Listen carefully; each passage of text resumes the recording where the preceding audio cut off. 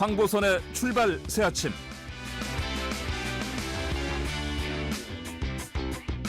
네, 황보선의 출발 새 아침 설 특집 밥상머리 설전 정치 구단들의 4월 재보궐선거 전망. 자, 네 분과 함께하고 있습니다. 네 분 정치 구단이니까 36단 전체 정치 원로분들과 함께하고 있습니다. 자, 2부에서는 부산에 이어서 자, 뜨거워지고 있는 서울시장 보궐선거 얘기 나눠보겠습니다. 이번에 이제 서울시장, 자, 국민의힘은 지금 4명으로 좀 좁혀졌죠. 나경원, 오세훈, 오신환, 조은희 후보로 좁혀졌는데 본경선 지지자로요. 자, 후보들 경쟁력 좀 어떻게들 보시는지. 이미 공인이 됐기 때문에 예. 한 번 한 번 제가 뭐 경력이나 이것은 생략을 하고요. 지금 우리 후보들이 이제 선의의 경쟁을 하고 있습니다. 예. 이 경쟁이 저는 이번 서울 시민에게 얼마나 와닿는 그런 실질적인 경쟁이 되느냐 하는 것이 뭐 지금 하고 있지만 저희들이 지금 미지수로 남아 있고, 문제는 이제 정책 선거를 저희들이 하고 싶은 것이고요. 예. 근데 이 정책 이전에 왜 이 선거를 해야 되느냐 하는 것을 서울 시민이 전 분명히 알고 선거장에 가야 된다. 예. 그것은 아까 부산서도 말씀을 드렸습니다마는 이 권력은 가진 자가 자기 밑에 있는 직원을 성추행하다 문제가 돼서 이건 자살을 한 사건이거든요. 예. 그것까지는 우리 서울 시민이 알고 계시라고 봅니다. 그런데 자살의 원인은 지금 우리가 모르고 있어요. 어떤 과정으로 자살이 어떻게 됐는지는 예. 이 부분도 이왕이면은 알아야 된다 하는 것이고, 되풀이된 이야기입니다마는 932억을 예. 안 내도 되는 돈을 우리가 이 보궐선거를 허물로 인해서 시민들이 다시 돈을 낼 때 이 과정도 우리는 분명히 알아야 된다. 그리고 그 다음에는 아까 96조 2항 말씀드렸습니다마는 필요할 때는 책임 정치한다고 그래서 국민에게 박수받고, 그리고 지금 와서 불리하니까 또 당론에 의해서 이걸 뒤집어는, 당론에 언제든지 당의 수뇌부가 생각한 대로 바꿀 수가 있죠. 그건 저는 원칙이 아니라고 봅니다. 그래서 저는 이 상황에서는 작은 군소정당이지만은 그래도 양심이 있고 그래도 정의가 살아있는 이 정의당, 여기에서도 이와 같은 용단을 내려서 국민에게 신뢰를 받는데, 이 소위 집권당에서 이것을 약속을 뒤엎는 이와 같은 행위의 선거는 저는 이 서울 시민을 우롱하는 것이고 이 국민을 무시하는 거라고 보는 겁니다. 그래서 나는 원칙으로 지금이라도 돌아가서 아까 우리 심의원 선배님 말씀하신 대로 대국민 사과를 한번 해야 됩니다. 아주 정중하게. 그렇게 해서 우리가 이러이러한 사유로 인해서 이렇게 해서 나오지 않아야 되는, 출마를 안 해야 되는데 이 국가를 경영하는 방법 중에 서울시장, 부산시장을 뺄 수는 없지 않냐. 그리고 우리 심판 받겠다. 이렇게 나는 당당하게 가졌을 때 저는 상당히 이 사회의 정의와 선거의 그 진가를 보여주는 것이라고 봅니다. 예, 저 후보들 좀 경쟁력 좀 평가 좀 부탁드리는데. 후보들 경쟁력은 저는 예. 지금 말씀드린 대로 정책을 갖고 하고, 그리고 이제 그동안에 이분들이 살아온 인생관과 또 국회나 공직사의 평가는 시민들이 저는 하리라고 보고요. 그 먼저 우선하는 것이 왜 선거를 보선을 치러야 되냐. 이 부분을 알고 저는 가는 그런 선거가 진정한 선거다 이겁니다. 이제 뭐 그러면 이제 야당 쪽에서는 좀 여당 쪽의 후보들에 대해서 평가를 해주시고. 예, 야당에서 말씀하셨으니까. 네. 제가 또 좀 말씀드리겠습니다. 아까 대국민 사과요. 네. 우선 우리 사회자께서 질문하신 것은 후보들 비교 평가해달라는 건데. 맞습니다. 네. 아까 지난 이야기를 또 해주셨는데 거듭 말씀드리지만 우리 당으로서는 충분히 충분하다는 말은 어폐가 있습니다마는 진정으로 사과 말씀을 드렸고 또 그러면서도 왜 이 중요한 선거에 임해야 되는가를 설명했다고 생각합니다. 알겠습니다. 그렇고 이 후보들 비교해 볼 때는 저는 우선 그 야당에서 나오신 후보들에 대해서는 뭐 제가 잘 모르겠고요. 다만 그 이런저런 여론조사들 볼 때 한두 분이 더 이렇게 앞서가고 있지 않나 이렇게 생각합니다. 어떤 좋은 공약 내셔가지고 잘 이렇게 경쟁해 주시기 바라고요. 우리 당으로서 보자면은 지금 그 두 후보가 나와 있는데 정말 저는 이제 오랫동안 함께 당 생활을 해왔기 때문에 다 잘 아는 분들인데 어느 한 분 그 가릴 것 없이 나무랄 데 없이 훌륭한 후보라고 생각합니다. 네, 두 분 다요. 네. 아, 그렇습니다. 네. 예. 그래서 또 그것도 여론조사 보니까 조금 이렇게 뭐 들쭉날쭉하기도 하던데 어쨌든 간에 기본적으로 두 분 다 서울시를 맡아서 그 행정을 잘 이끌어갈 이를 기량을 갖고 있다고 보고 예, 예. 어쨌든 간에 그 선의 경쟁들을 잘 펼쳐서 좋은 결과를 가져오길 바랄 뿐입니다. 예, 이재호 전 의원께서는 뭐 지금 후보들 판도 좀 어떻게 평가하십니까? 예, 예. 지금 여야 이제 예비 후보들이 나와 있는데 예. 우선 그 국민의힘 후보들은 나는 네 분 다 예. 훌륭하다고 봅니다. 오세훈 후보는 뭐 시장 경험도 있고 예, 또 국회의원도 하셨고 나경원 후보도 뭐 시장 출마를 또 해봤고 예. 또 시장을 한번 하겠다는 게 또 본인이 꿈이니까 또 그만큼 시정에 대한 계획도 있지 않겠어요. 그리고 오신환 후보도 젊은 후보가 좀 참신하죠. 그때 국회의원도 하면서 정치 경력을 가졌고. 예. 특히 조은희 후보는 그 서초구청장을 하면서 국민들의 신뢰를 많이 받았죠. 서울에서 25개 구청 중에 24개 구청장이 민주당인데 예. 딱 국민의힘 구청장의 한 분인데 그게 조은희 구청장이거든요. 예. 그만큼 나는 경쟁력 있는 후보라고 봅니다. 예. 그리고 이제 야당으로서는 국민의힘의 내 후보도 훌륭하지만은 야권 단일화가 최대의 저희들 관심이니까 예. 밖에 있는 안철수 후보나 금태섭 후보도 뭐 시장하기에 별로 손색이 없는 사람들이다. 예, 예. 난 그렇게 보고 문제는 이제 범야권 단일 후보가 돼야만이 쉽게 이기니까 예. 단일화가 이제 관건이고 저는 민주당 후보도 난 두 분 다 훌륭하다고 봅니다. 도경선 후보도 뭐 국회의원도 오래 하셨고 예. 장관도 하셔서 정무에 대한 그런 거 판단력도 많이 가지셨고 예. 또 우상모 후보는 사람이 서울에서 국회의원을 4선을 했죠. 또 네네. 사람이 또 원만하잖아요. 원만하고 그렇게 남인데 뭐 이렇게 욕먹는 국회의원은 아니니까 나는 네네. 여당 후보들도 난 훌륭하다고 봅니다. 예, 문제는 이제 여야 간에 정말 좋은 경쟁을 해서 시장이 되면 이제 앞으로 1년 동안 서울시를 어떻게 이제 했거나 전임 시장의 그 잘못된 거는 바꾸고 잘된 거는 이어받고 이제 그런 능력이 이제 문제인데 나는 뭐 이번에 후보들이 다 훌륭하다고 봅니다. 예, 알겠습니다. 예, 자, 아까 그 저는- 사과과절 관련해서는 이제 이미 주고 받으셨으니까 네. 서른님께서는 저기 이제 인물평 좀 해주십시오. 예, 인물평 하라고 그러시니까 예, 네. 우선 우리 당 후보 말씀은 나중에 드리고요. 저 국민의힘 쪽 부분에 희한한 이야기다 하는 생각이 들어서 이걸 좀 지적을 하고 싶네요. 우선 나경원 후보가 이 서울에서 결혼해가지고 아이 낳으면은 총 1억 1,700만 원 보조금을 주겠다.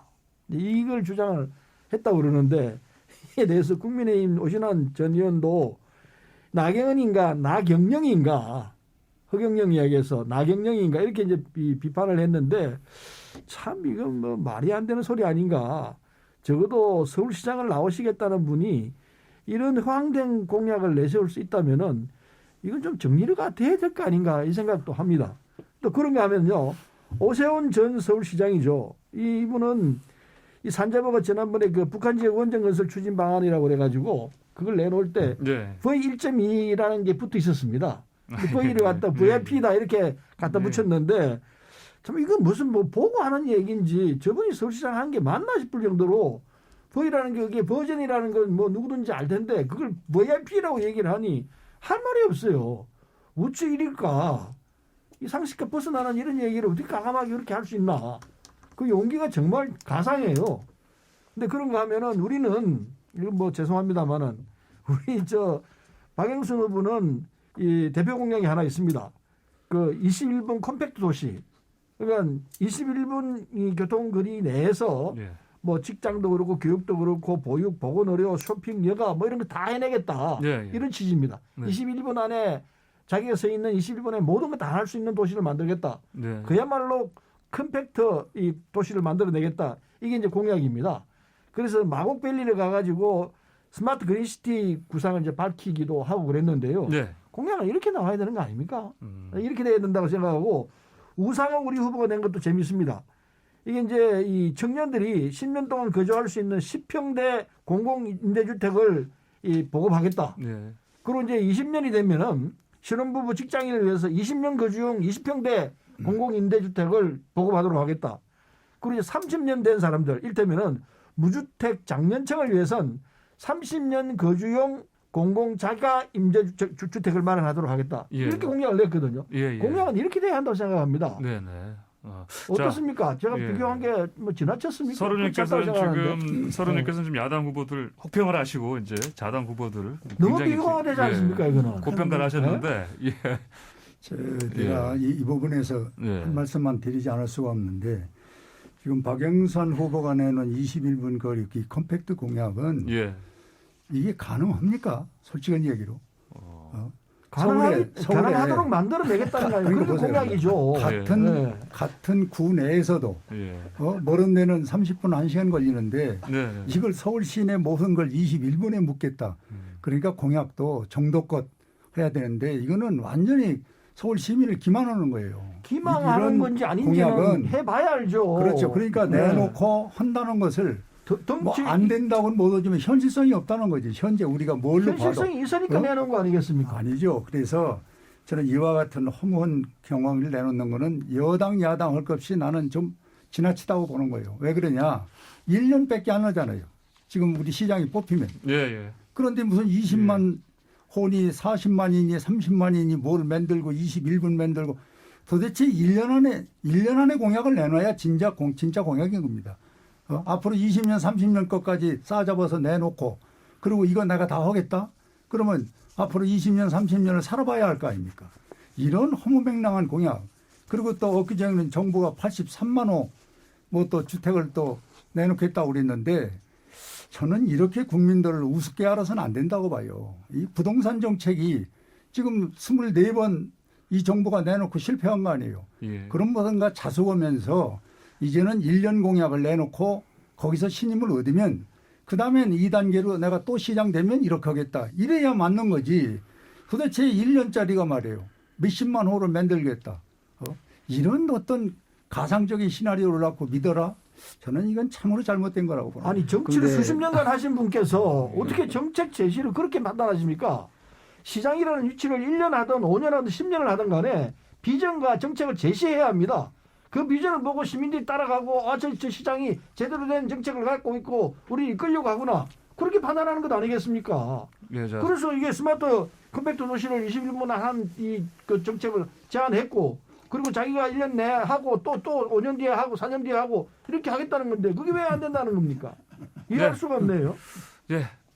이번에는 적으로 들어가겠습니다. 그 코로나 또 얘기 또 안 할 수가 없습니다. 그 지금 뭐 정부가 4차 재난지원금 뭐 보편 선별 투트랙으로 다 가겠다 이런 방침을 얘기하기도 했고요. 그리고 그러니까 대통령이 이제 최대한 빨리 지급했으면 좋겠다 얘기를 하니까 또 여당에서 뭐 다음 달 3월 안에 그 4차 재난지원금 지급할 방침이다를 밝혔고요. 자, 그러면 이것과 이제 시점이라든지 이런 부분이 또 이제 사실은 이게 이제 재보궐선거 전이기 때문에 지난번 총선처럼 영향을 줄 것인가 말 것인가 이게 또 뭐 얘기가 또 분분합니다. 여기에 대한 얘기들 좀 들어봤으면 좋겠습니다.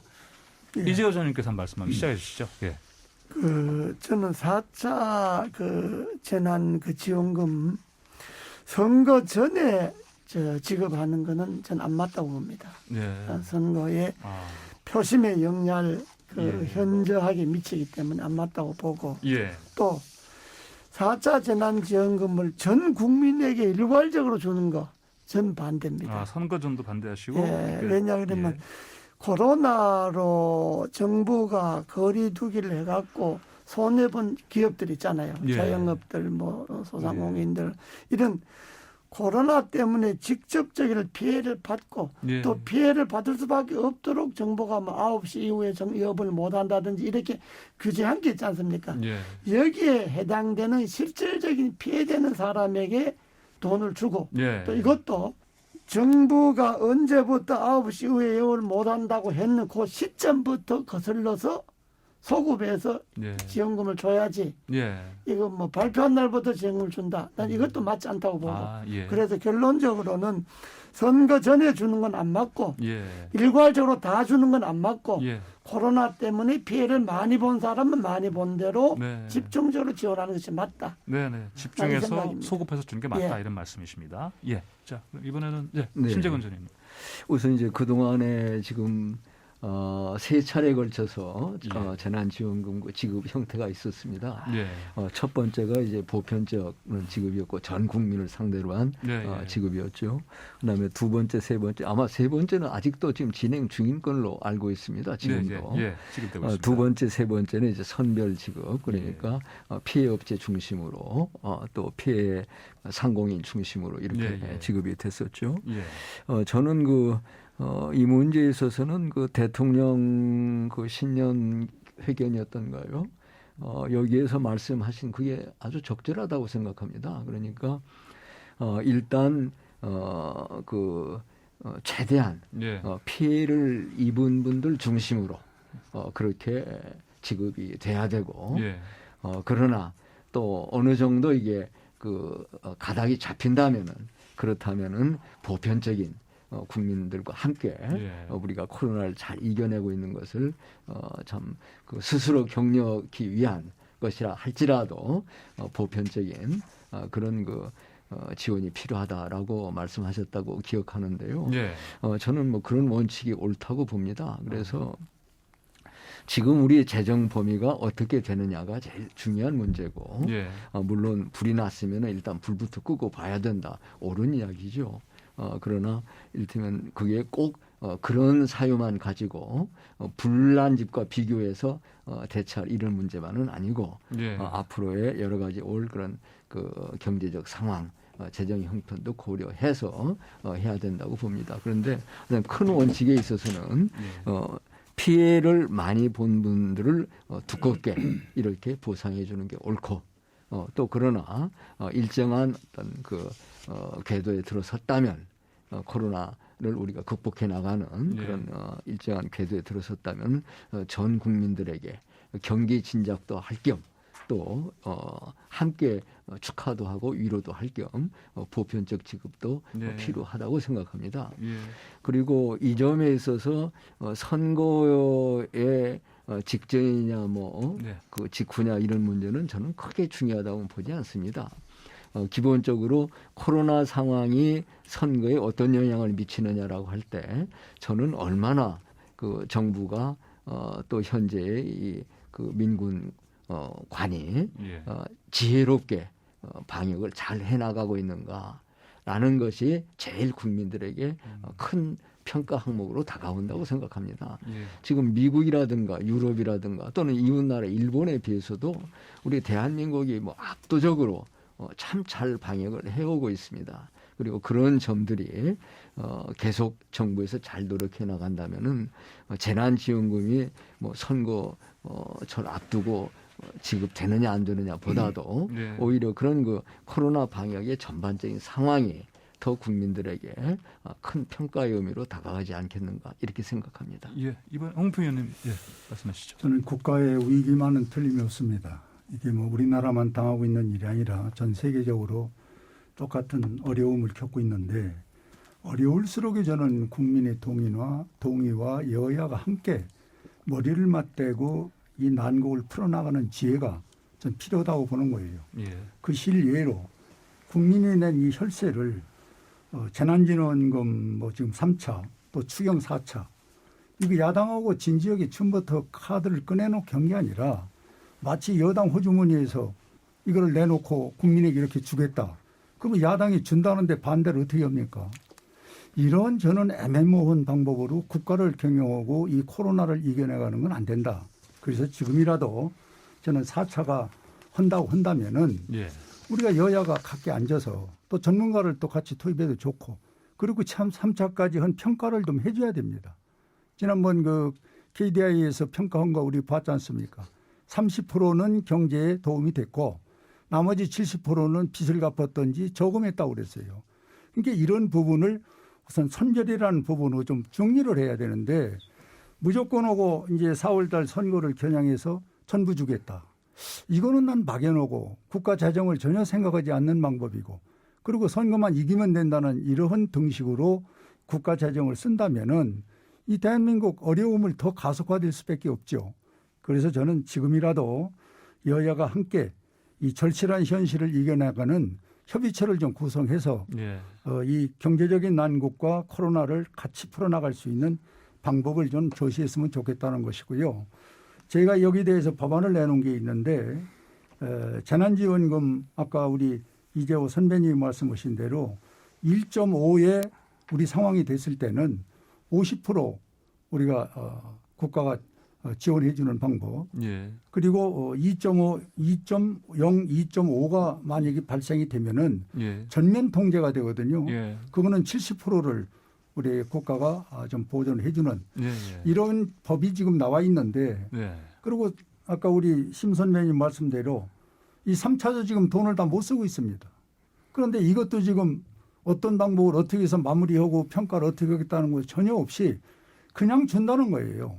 그러면 야당 입장에서는 국민에게 어려워서 드린다는데 주지 맙시다는 솔직히 못 하지만은 그래도 한편 국가를 우리 생각해야 되거든요. 예. 과연 쓸 수 있는 건지 써서 잘된 것과 못된 거를 우리가 평가를 하고 예. 그리고 4차를 나는 진행하는 것이 맞다.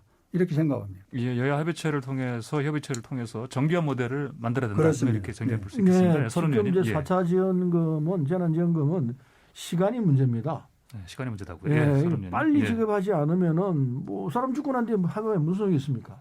그래서 시간을 다투는 문제이기 때문에 이건 뭐 선거 이런 걸 따지지 말고 있는 상황 그대로 보면서 빨리 지급을 해야 되는데 우리 1차 때는 이 보편 지급을 했습니다. 전 국민에게 줬는데 예. 경기 진작 효과가 꽤 컸습니다. 그때 우리 경제를 바닥에 끌어지는 거를 끌어올렸습니다. 그래서 우리가 경험을 했기 때문에 이번 4차 지원금이 나가야 될 사안인데 이 4차 지원금은 경기 진작도 시키고 예. 그리고 거리두기 등으로 이 그 중소상인들이 굉장히 피해가 큽니다. 여의도만 하더라도요. 제가 식당이 우리 밥 먹으러 가는 그 집들이었는데 2군데는 지금 문 닫았어요. 전체 닫히면 수십 군데 될 겁니다. 여의도만 하더라도. 이런 상황이기 때문에 그분들에 대해서는 아무 이유 없이 그냥 당한 겁니다. 자신들 잘못 없어요. 그래서 이게 그분들에 대해서는 선별적으로 보상을 해드려야 합니다. 예. 그래서 이제 그게 이 보상을 해줄 필요가 있기 때문에 그걸 선별해서 봐야죠. 그 보편적 지원과 그리고 가감한 손실 보상 이걸 같이 해야 되기 때문에 그렇게 하되 빨리 해야 한다는 겁니다. 선거의식에서 하지 말고 지금이라도 할 수 있다면 빨리 해야 합니다. 지금 3차가 진행되고 있는 상황이기 때문에 이 끝나는 대로 바로 4차 지원금을 지급할 수 있도록 준비를 해가지고 땅 하면 바로 나가는 돈이 나가는 이런 절차를 거치지 않으면은 정말 심각한 상황으로 돌아야 할 수 있다고 생각합니다. 사람이 이게 기업이 문 닫고 난 뒤에 가게가 문 닫고 난 뒤에 돈 주고 무슨 소용이 있습니까? 예. 그 문 닫기 전에 문 닫지 않도록 하기 위해서는 시간을 놓치지 말고 줘야 되기 때문에 선거를 제발 의식하지 말고 있는 그대로 하자. 이게 저희들이 갖고 있는 기본 입장이라서 지금 야당에서 자꾸 선거를 의식해서 뭐 시간 끝나고 줘야 된다 어째야 된다는 소리를 하는데 그건 정말 그러면 사람 죽습니다. 그건 좀 위험하게 짝이 없는 얘기이기 때문에 빨리 지급해야 한다는 그 원칙을 제시하고 싶어요. 예, 예, 알겠습니다. 자, 그러면 이 문제는 이만큼 좀 토의를 하고요. 또 최근에 그 정부가 전국에 84만 6천 호 이제 역대 최대 규모라고 가지고 공급 대책 발표했습니다. 자, 각 후보들은 또 이제 그 서울시장, 부산시장 그 선거 나선 사람들도 이제 여기에 좀 약간 맥락을 맞춰서 이제 정책들, 그러니까 공약들을 발표를 하고 있습니다. 자, 이런 것들도 평가를 좀 들어보고 싶습니다. 이번에는 먼저 네, 예. 지금 예, 서른님께서 예. 국토부가 발표한 게 전국 예. 합쳐가지고 83만 6천 호고요. 예. 수도권 서울만 해서 지금 32만 호 네네. 이렇게 돼 있는데 예. 엄청난 숫자입니다. 예. 그걸 해내겠다고 지금 나오고 있거든요. 예. 그래서 이건 역대 25번째 뭐 이렇게 나왔던 거하고 전혀 류가 다르다. 예. 전혀 다른 차원으로 이 문제를 접근하고 있다 그래서 시장으로부터 이번엔 뭐 좀 다르네 이런 평가를 받고 있는 걸로 알고 있습니다. 예. 그래서 이게 이제 제대로 실천이 되게 되면은 말 그대로 화끈한 대책이라고 이렇게 이제 평을 받고 있는 상황이기 때문에 예. 아마 이게 주택 문제가 잡히지 않을까 이런 생각을 하는데 전국적으로 85만 호 서울만 하더라도 이게 32만 원까지 하겠다는 건데 그동안에 했던 중에서 제일 초강력한 이 대책이죠.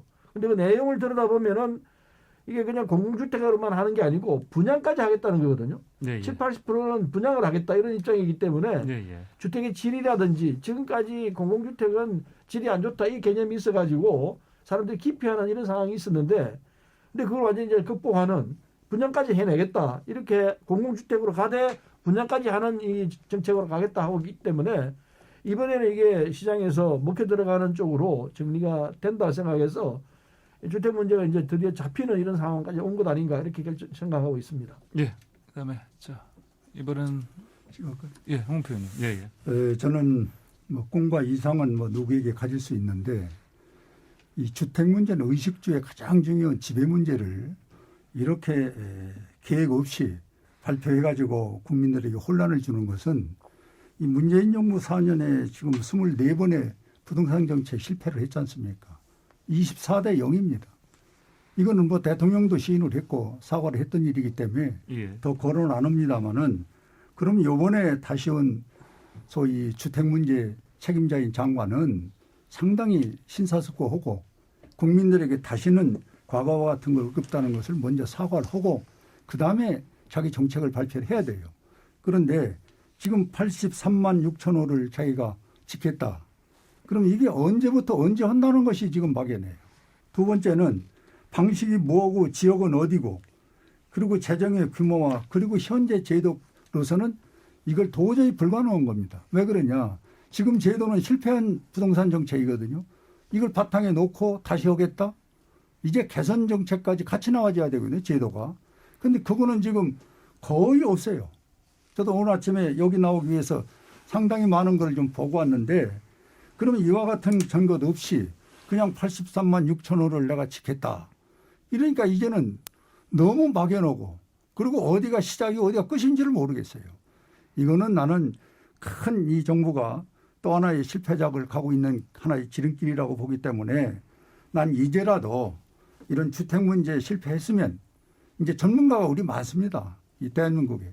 전문가들 좀 머리를 빌려서 어떻게 하면 좋냐 해서 국민에게 공청회 토론회도 해가면서 거기서 답을 만들어 가지고 그걸 여당에서 받아서 진행하는 이런 신뢰와 그리고 내용이 있는 그런 정책을 발표해야지 이분이 장관 된 지가 며칠 됐어요. 그렇다고 해서 이렇게 엄청난 역사 사상 최고의 83만 6천 호 그러니까 어떻게 들을 때는 그럴듯한데 내용이 들어가면 아무것도 없단 말이에요. 이런 선언적이고 정치적인 어떤 입장으로 장관 며칠 되지도 않아서 이런 발표하는 거는 저는 아주 적절치 못했다 이렇게 생각합니다. 자, 지금 서른 의원님 상세하게 나와 있는데요. 제가 예. 지금 시간이 없어가지고 설명을 안 했는데 다음 설명을 자세하게 드릴게요. 예, 지금 이제 서른 의원님은 홍표 의원님께서는 이제 정부 정책 최근에 발표한 83만 6천 호 공급 대책 말씀하셨는데 이왕이면 각 그 민주당과 이제 국민의힘 후보들이 내놓은 그 정책 공약하고 좀 연관 지어서 좀 말씀해 주시면 좋겠습니다. 네, 그렇게 하겠습니다. 김재건 의원님. 우선 그 동안에 여러 차례 전 부동산 정책 발표가 있었죠. 주로 이렇게 규제 중심으로 그렇게 진행됐었다고 보는데 이번에 정부에서 내놓은 이사 대책은 완전히 공급 중심에 그리고 공급 쇼크라고 불러도 좋으리만큼 사상 유례 없는 그런 공공 직접 시행 재건축 또는 재개발 정책을 냈습니다. 그리고 이것도 2025년까지 딱 그 목표도 정해서 그때까지 그게 전국적으로 80만여 호, 서울 경우에 30만여 호 이렇게 건축을 하겠다는 거죠. 저는 이번 정책은 새롭게 도심 재개발, 재건축도 포함하고 있습니다. 그리고 그야말로 필요로 하고 있다는 공급량을 충분히 맞춰주는 사실은 더 초과될 수 있는 이런 공급 계획이기 때문에 이제까지의 그런 어떤 이를테면은 전월세 상한제를 둔다라든가 이런 것과는 전혀 차원이 다른 그런 부동산 정책이라고 보고 저는 이 정책이 또 나름대로 갖는 그런 어려움도 있으리라고 생각합니다. 사실 우리나라에서 저는 뭐 개인적으로 가장 어려운 정책이 있다면은 이 부동산 정책과 교육 정책이라고 생각을 합니다. 예. 참 역대 어느 정부도 참 많은 그 노력을 들였으면서도 좋은 성과를 갖기 어려운 이런 정책이었다고 보는데 예. 이번 이사 부동산 그 대책도 나름 그 시장의 어려움들을 겪게 되리라고 생각합니다. 예. 문제는 이 큰 틀에서 얼마만큼 그런 부분들을 잘 보완해서 계획을 추진하느냐가 중요하고요. 지금 현재 나온 그 후보자들이 내놓은 여러 안들, 이 안들은 결국은 제가 볼 때 지금 이번 정부에서 내온 이 정책과 예. 함께 또는 보완되는 차원에서 진행되지 않겠는가 이렇게 봅니다. 예. 이번 이사 대책을 보면서 민간 부문이 전부 도외시되고 있다 이런 말씀하는 분도 또 그런 후보도 있는데 제가 볼 때는 그건 전혀 아니고요. 예. 그 민간 부분은 민간 부분대로 얼마든지 허용하고 있고 그것이 이번 정부 대책과 보완을 이루어가면은 더 큰 승수 효과를 낼 것이다. 이렇게 기대하고 있는 문제이기 때문에 저는 그 각 후보들이 내놓은 그런 부동산 정책도 함께 검토될 수 있고 또 함께 수렴될 수 있다. 이렇게 생각합니다. 예, 이번 이재호 전님 순서입니다. 예. 저는 이번에 그 발표한 전국에 83만 6천호지 있는다. 맞습니다. 예. 이렇게 이야기했는데 좀 막연하다. 느낌이 구체성이 없다. 예. 그러니까 어디에 어떻게 짓겠다는 것을 좀 구체화해야 되는데 뭐 수도권의 몇 호, 뭐 지방의 몇 호, 뭐 어디에 몇 호 이렇게 해갖고는 안 되고 옛날에 뭐 일산 신도시 몇 호, 분당에 뭐 몇 호, 또 이렇게 특정 지역의 신도시를 건설할 경우에 거기에 해당되는 것이 몇 호다. 뭐 이런 구체성이 좀 결여되어 있다는 거. 그냥 83만 6천 호 이렇게 숫자만 말할 것 같으면 뭐 93만 6천 호든 100만 호든 이렇게도 이야기할 수 있죠. 어디에 어떻게 짓겠다는 이런 것이 부족하고 두 번째는 주택도 시장입니다. 시장 원리에 맞아야 합니다. 시장 원리에 맞아야 이게 경제도 동시에 이게 부양이 되는 거지. 이걸 정부의 의지나 의도만 앞세우면 시장에 혼란이 오죠. 그러니까 너무 공공주택이다, 뭐 공공주택 공급이다 이전해서 안 되고 이건 민간 주도형 주택도 병행해야 되는 거고 이것이 그리고 시장 원리로는 공공주택보다 민간 주도형이 낫겠죠. 그리고 여기 이번에 발표한 것 중에 제일 하나의 허점이 규제 완화 부분에 대해 별로 이야기를 안 한 거예요. 어떻게 규제를 완화하겠다. 이런 부분을 이야기 안 했기 때문에 그냥 짓는 것만 문제가 아니라 그리고 주택을 많이 짓는 것만 문제 아니라 기존의 주택 정책에 장애가 됐던 규제를 뭐 세금이라든지 각종 규제 있지 않습니까? 이걸 어떻게 완화하겠다. 이런 것들이 나와야 되는데 그게 좀 부족하지 않느냐. 상세하게 나와 있는 이 넘어가야겠습니다. 정책을 말 못해서 미안합니다만 그 다 나와 기회. 있습니다. 다 나와 있으니까 예. 한번 들여다보십시오. 다음 기회에 말씀해 주시고.